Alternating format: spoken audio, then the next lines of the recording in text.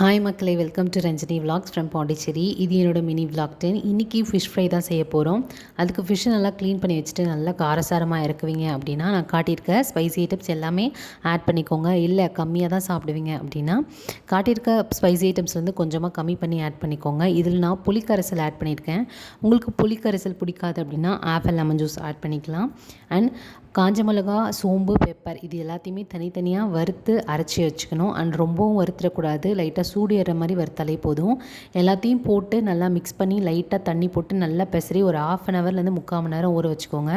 அதுக்கப்புறம் தோசைக்கல் போட்டு நல்லா தாராளமாக எண்ணெய் ஊற்றி 2 செட்டு மீனை போட்டு எடுத்துக்கோங்க. ஏன்னா எல்லா சைடுமே மீன் நல்லா வேகணும். நல்லா எண்ணெய் ஊற்றி திருப்பி திருப்பி விட்டு எடுத்துக்கோங்க. எனக்கு ஃபிஷ் ஃப்ரை கூட வெத்து சாம்பார் அண்ட் ரசம் ஊற்றி சாப்பிட ரொம்ப பிடிக்கும்.